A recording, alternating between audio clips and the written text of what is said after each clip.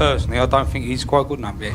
No, I also think that in the last couple of years, you've let some good midfielders go for peanuts, like Matt Holland and Scott Canham. He is good enough, and he definitely will be good enough. He's 21 years of age. I let him go because young Frank's 17, 18, and he's miles in front of him. 1996年，一位西汉姆联的球迷表示，年轻的弗兰克·兰帕德还不具备进入大名单的实力，并认为球队本该留住其他球员。时任主帅雷德克纳普坚决自己的战术选择，并为这位18岁的爱徒辩护。在他看来，这名年轻中场的成长空间远超名单中提到的其他同位置球员。雷德克纳普对俱乐部的球迷质疑自己外甥的水平，显然有些恼火。他直接与那名球迷对峙，并做出了一个预言般的断言。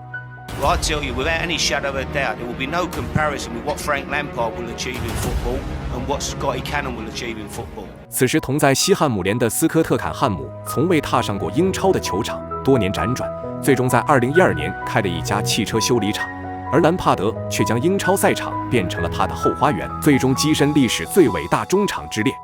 由此可见，足球这项运动果然不是谁都能玩得转的。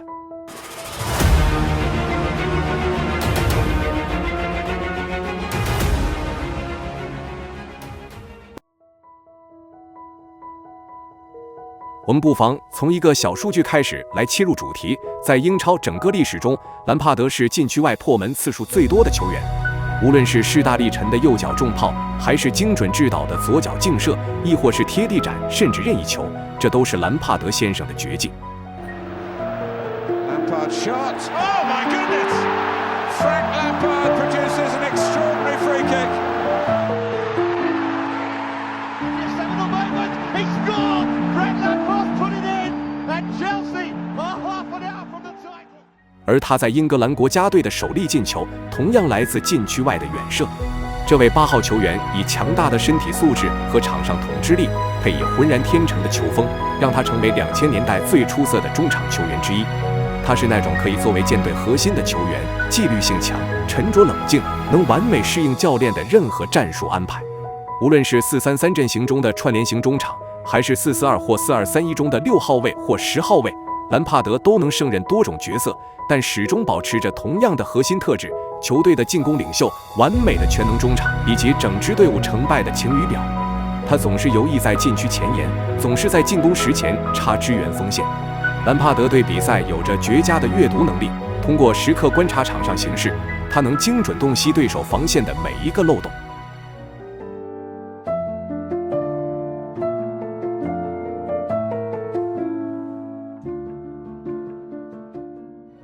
他时刻注意着场上每一秒的局势，为球队梳理战术，寻找空档，并不断向前推进。凭借超前的局势预判、精准的技术和非凡的传球视野，兰帕德将这一切都完成得淋漓尽致。足球总会经由他的脚下流转，那些一脚出球的小配合，真是让人百看不厌。兰帕德常被拿来与另一位巨星比较，他的国家队队友与他一样，在所属俱乐部身披相同的8号战袍，但兰帕德才是真正改变球队命运的人。这支自上世纪50年代以来就未曾染指联赛冠军的球队，不断在寻求新的元素，但其实他们缺少的仅仅是一个能将这些元素完美融合在一起的人。那么，兰帕德究竟是如何成长为如此强大而全面的球员？又如何能在一支不断更新换代、追求至高荣誉的俱乐部中游刃有余的呢？这正是我们今天要探讨的问题。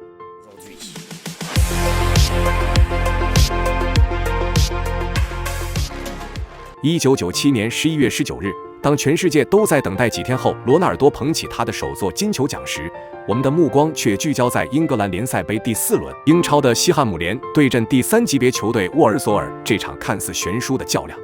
虽然比起外星人的加冕仪式，这场比赛确实少了些星光，但就在这一天，年仅19岁的兰帕德在经历严重腿伤和球迷铺天盖地的质疑后，仅数月用帽子戏法宣告了自己的回归。I was so tense for that game. I was either useless. Is that right? I used to get tense and up for it because they always used to hammer me. I was a West Ham boy. My dream was to play for West Ham, and then I used to get told to sit down when I was warming up. 在这支由舅舅雷德克纳普执教、俱乐部传奇老兰帕德担任助理教练的球队中，年轻的兰帕德迅速兑现了天赋。与里奥费迪南德、乔科尔等球星并肩作战的他，从1998年就坐稳主力位置，助力球队实现飞跃。1999年斩获英超第5名，并在随后的国际托托杯决赛中击败梅斯队夺冠。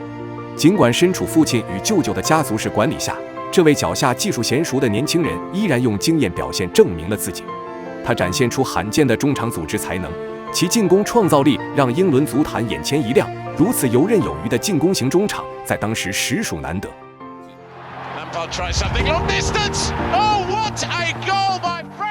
此时的兰帕德已出现重炮手本色，他永不退缩的斗志和极具侵略性的前插意识，既令人血脉奋张，也引起了其他球队的密切关注。在强调身体对抗的英超赛场，这位硬汉中场从不掩饰自己的锋芒，甚至曾与火爆脾气而著称的迪卡尼奥爆发过冲突。要知道，这位意大利前锋可不是好惹的主。2001赛季末，随着执教父子档的离任，在代表东伦敦球队出战近200场比赛后，兰帕德决定转会。他仅需跨越数公里，便可加盟3年前刚夺得欧洲优胜者杯和欧洲超级杯的切尔西。这支蓝军即将成为他传奇的下一站。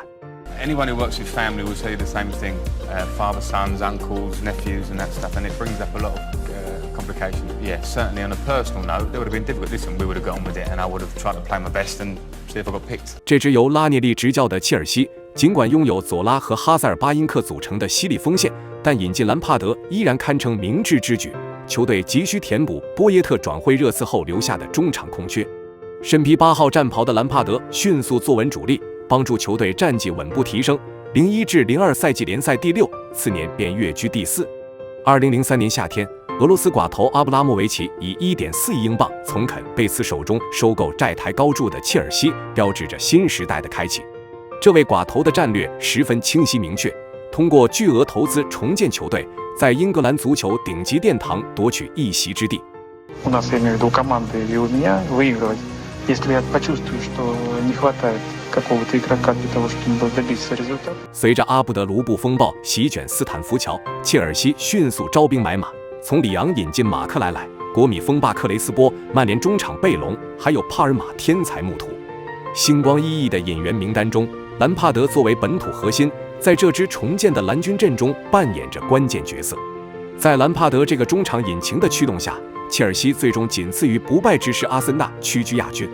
他本人更是力压群雄，成为当赛季英超最佳球员评选的第2名，仅次于海布里国王亨利。形势看似一片大好，但野心勃勃的阿布岂会满足？他渴望终结俱乐部半个世纪的联赛冠军荒，是要夺取英超桂冠。为此，他请来了一位特别的人。Please don't call me arrogant because what I'm saying is true. I'm European champion, so I think I'm a special one. 若泽穆里尼奥，这位刚刚率领波尔图问鼎欧冠的狂人教练，带着保罗·费雷拉和里卡多·卡瓦略空降斯坦福桥。德罗巴、切赫、蒂亚戈和罗本等强援也相继加盟，这支铁血蓝军整装待发，准备为这个特别的人而战。而兰帕德即将成为这支铁军的中流砥柱，并迎来他个人职业生涯的第一个巅峰赛季。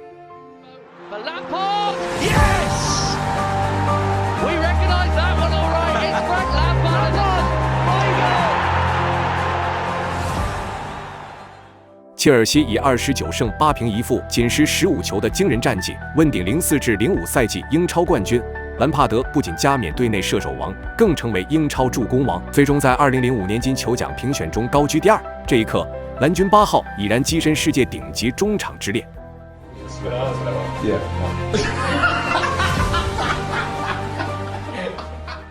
在4-3-3体系中，担任组织核心的兰帕德如鱼得水，与马克莱莱作为后腰和蒂亚戈在另一侧的搭配堪称完美，将天赋淋漓尽致地挥洒在英超赛场。虽然特里是队长和后防核心，但身披8号战袍的兰帕德才是真正的 X 因素。他精准如手术刀般的传球，成为目视切尔西的进攻命脉。在许多进攻中，可以看到他通过2-3次快速观察，便能瞬间做出最佳决策，彻底打乱对手的防守部署。次年的2005至06赛季，球队阵容基本保持稳定，只是蒂亚戈被交易至里昂，换回埃辛及一部分转会费现金。在3中场体系下，配合2翼的罗本、乔科尔与锋霸德罗巴，兰帕德持续高光表现，以16粒进球荣膺英超射手榜第4。这位中场大师的表演仍在继续。It's Lampard. Good yes! What a goal! He's done it. 切尔西成功卫冕英超冠军，而兰帕德的进化堪称脱胎换骨。这位中场大师的终结手段日趋完善，其进攻威慑力令对手胆寒。值得一提的是，该赛季他错过了12月对阵曼城的比赛，终结了他连续参加164场英超比赛的纪录，这一纪录至今仍未被打破。时光流转至2年后的2008年，这期间，兰帕德曾在诺坎普献上过精彩表演。虽然切尔西赢得了足总杯，兰帕德加冕赛事金靴，但英超桂冠却被红魔曼联夺走。而正是这支宿敌球队，在2008年5月21日与蓝军会师欧冠决赛，这是切尔西历史上首次进入欧冠决赛阶段。此前，他们曾3次止步半决赛：2004年输给摩纳哥，2005年和2007年2次输给利物浦。不过这一次，蓝军终于成功复仇，击败了杰拉德领衔的利物浦队，挺进决赛。然而很遗憾，尽管兰帕德再次挺身而出，在上半场补时阶段 C 罗进球后闪电扳平比分，但命运弄人，随着特里滑倒射失点球，阿内尔卡点球被扑，蓝军最终倒在了12码线上。Very cruel, but you have to, that's football. No one at Chelsea will criticise him for that. No one at all. At the end of the day, it's a game of football, and John is a man's man, and he done what he done. We'll be back. 1年后的09至10赛季，当兰帕德在足总杯决赛攻破埃弗顿大门捧杯后，他与切尔西以全胜姿态开启新征程。赛季，德罗巴以29球成为联赛最佳射手，兰帕德紧随其后，打入22球，同时他送出了14次助攻，当选赛季英超助攻王。这位全勤中场最终直接参与36粒进球，率领蓝军6年3夺英超冠军。与德国战车巴拉克并肩作战数季的兰帕德，此刻已展现出他不可阻挡的实力。但显然，蓝军荣誉簿上仍缺最关键的那座奖杯，那座能让俱乐部真正跻身欧洲顶级豪门的欧冠奖杯。于是，11至12赛季，在主帅博阿斯与助教迪马特奥的率领下，这支铁血之师开始书写最传奇的救赎篇章。The challenges for me are those. I mean, it's to win and to build a solid platform for the future. 此时的兰帕德核心的重要性越发的明显，无论是与马塔搭档4-4-2型中场的组织核心，还是在4-2-3-1体系中担任防守型中场，为德罗巴或托雷斯输送炮弹，他都能完美驾驭。然而，球队整体状态依旧起伏不定。3月初，欧冠1/8决赛首回合1-3惨败那不勒斯。联赛又负于西布罗姆维奇后，博阿斯黯然下课。随着迪马特奥临危受命，一场载入史册的逆袭传奇即将上演。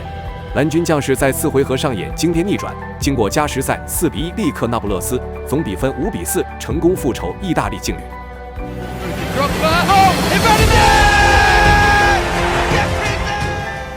1/4决赛2回合3-1轻取本菲卡。半决赛给巴萨上的这堂战术课，纵使特里染红离场，圣婴托雷斯第92分钟诺坎普绝杀，完美复仇2009年斯坦福桥惨案。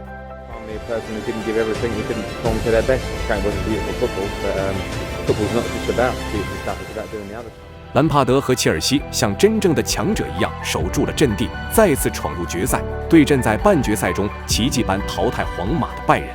此时已荣布的球队有半点失误。由于特里停赛，身披8号战袍的兰帕德担任队长，在4-2-3-1阵型中被安排在约翰米克尔身前。这场比赛几乎没有什么精彩场面。由于俱乐部历史性时刻带来的压力，蓝军整场都处于被动，并在中场前10分钟被托马斯·穆勒攻破球门。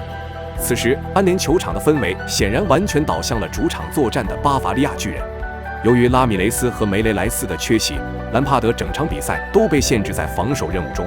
这是一场令人沮丧的比赛，他几乎没有机会展现自己的进攻才华。但当晚他的角色对比赛后续发展至关重要。大场面先生德罗巴接马塔的传中扳平比分，比赛进入加时。切赫扑出了兰帕德前队友罗本的点球，将比赛拖入那场著名的点球大战。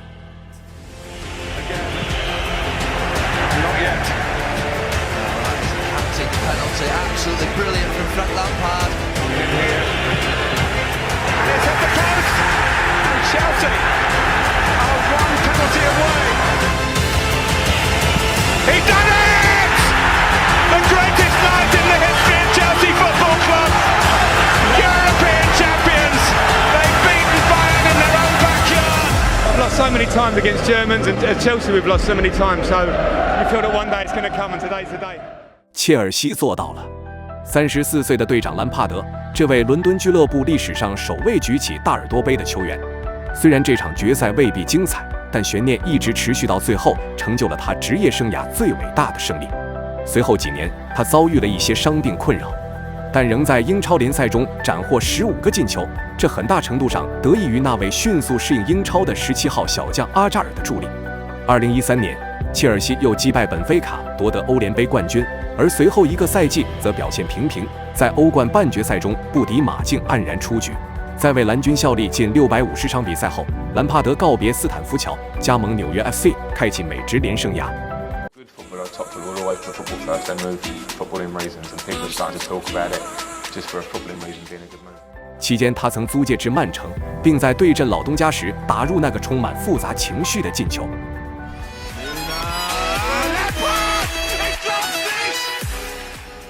在曼城的这个赛季可谓成功，兰帕德随队获得联赛亚军。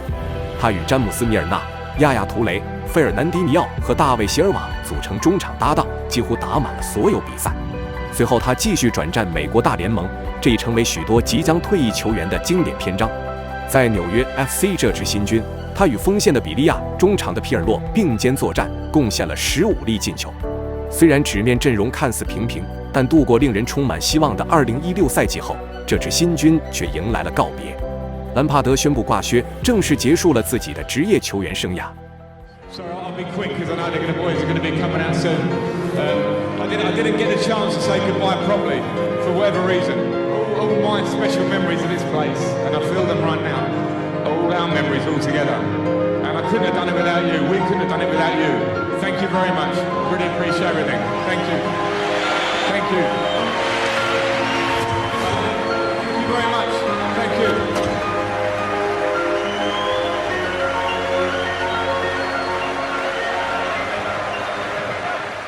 弗兰克·兰帕德，正如你所见，是英超联赛的丰碑，这个被许多人视为世界第一联赛的舞台。他作为英超历史助攻榜排名第5的球员，尽管身为中场，却在历史射手榜排名第7，同时也是出场次数第4多的球员。作为一个数据上的怪物，他的贡献远远超出了这些数字的层面。他与另一位俱乐部传奇轮流担任队长，既是阿布拉莫维奇时代的蓝军大脑，更是历任主帅战术体系中不可或缺的核心枢纽。这位身披8号战袍的传奇拥有成功所需的一切品质，并将这一切毫无保留地奉献了20年。长盛不衰的职业生涯，领袖魅力、沉稳气质与典型的英式冷静，兰帕德以1000场职业比赛的辉煌战绩跻身足坛传奇殿堂。从西汉姆联青训营起步，经历斯旺西的短暂历练，弗兰克先是追随父亲的足迹，最终在英超赛场上走出了属于自己的传奇之路。他既能作为全能战士支援锋线，又能根据队友跑位和比分变化灵活调整。这种极具战斗力的踢法，使他在斯坦福桥成为不朽丰碑。队友和球迷们至今仍在传颂他的传奇。To do what he's done at the club, for me, there's no better. Lamps has been an absolute legend at this football club, and his legacy will remain forever. 当人们想到兰帕德时，就会想到那记直挂死角的暴力轰门，那个精准冷静的点球破门，以及20米外洞穿球门线的标志性远射。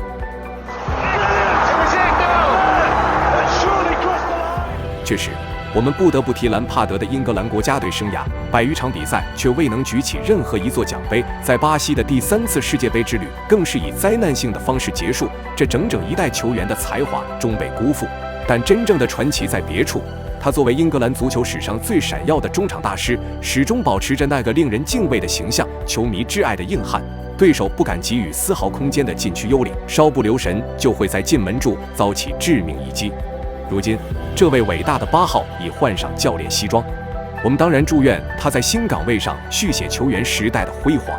随着他在2016年退役，足坛消逝的是一种独特风格，那种永不停歇的前插意识，那种总能鬼魅般杀入禁区的全能中场艺术。